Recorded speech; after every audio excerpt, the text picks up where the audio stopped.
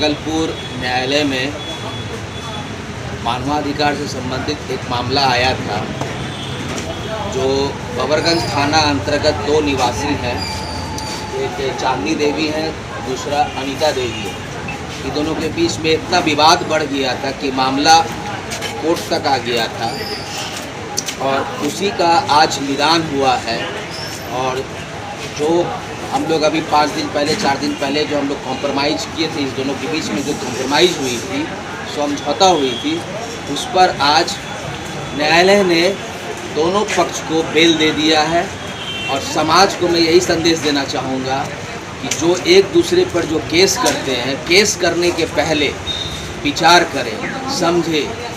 दो परिवार होते हैं, उसका भी एक अपना घर में बच्चे होते हैं, उनकी भी जिम्मेदारी होती है, घर की हर एक जिम्मेदारी होती है। सिर्फ लड़ने से, लड़ाई करने से नहीं होता है। हमें सजग रहना है और अपने परिवार के बच्चों को भी समझाना है कि बच्चों की लड़ाई में बड़े इन्वॉल्व ना हो। इसका एक बहुत अच्छा संदेश जा रहा है समाज को ये मैं कहना चाहूँगा। और तमाम मीडियागण, यहाँ के जितने भी पुलिस पदाधिकारीगण हैं और न्यायालय जो आज फैसला लिया है, दोनों को बेल कर दिया गया है और केस को समाप्त कर दिया गया है। मैं दोनों परिवार को पुनः बहुत बहुत धन्यवाद देता हूँ और शुभकामनाएं देता हूँ कि भविष्य में भी सभी लोग मिलजुल करके रहेंगे। बहुत बहुत धन्यवाद। कुमार जायसवाल जी, इन लोगों की कंडक्टर एडवोकेट हूँ और मुझे आज अच्छा लगा कि एक दूसरे पर दोनों पक्ष मुकदमा किए, लेकिन आपसी भाईचारे के साथ दोनों मेल मिलाप कर लिया। और आगे केस लड़ना नहीं चाहिए, बहुत बड़ी बात। केस लड़ने से किसी को फायदा नहीं होता, नुकसान ही नुकसान है। समय का नुकसान है, पैसा का नुकसान है, मानवता का नुकसान है, हर तरह। और आपका दिन प्रतिदिन घटते जाएगा सब चीज़। इसलिए ये शांति का संदेश मिला कि आपस में हम लोग लड़े। और हर समाज में थोड़ी बहुत लड़ाई होती है, घर में पति पत्नी में भी लड़ाई होती है, लेकिन जो परिवार मिल जाता है वो बहुत बड़ा संदेश देता है कि हम लोग लड़ते भी हैं, मिल के भी रहते हैं। दोनों पक्ष जानना चाहते हैं। आज ये संदेश आप लोग पूरे समाज में दे रहे हैं कि लड़ने से बहुत भलाई नहीं होती। मोदी जी का संदेश है, मिल के चलो तो आगे डेवलप करोगे।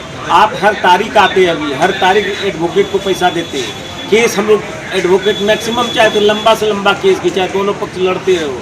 लेकिन ये आदर्श चैम्बर है, ये आदर्श चैम्बर हमेशा आदर्श मानता है लोगों को। और जहाँ सहूलियत की बात होती है, जो भी हम लोगों को मिलता है उसमें काम करके दोनों पक्ष को शांति का संदेश देते हुए बिल करा के भेजते हैं। अब मत लड़ना बाबू, बहुत पैसा लगेगा, समय बर्बाद होगा, अपना काम छोड़ के रहोगे। इसमें देखिए एक बच्चे फौज वाले हैं, उनको भी समझाएं फौज का उत्तरदायित्व तो सिर्फ समाज तक नहीं, पूरे देश की रक्षा करना उसका उत्तरदायित्व है। बाबू, तुम्हारा हर कोई, हर व्यक्ति तुम्हारे लोग हैं, तुम समझो। इसलिए इस तरह की लड़ाई में मत लगो।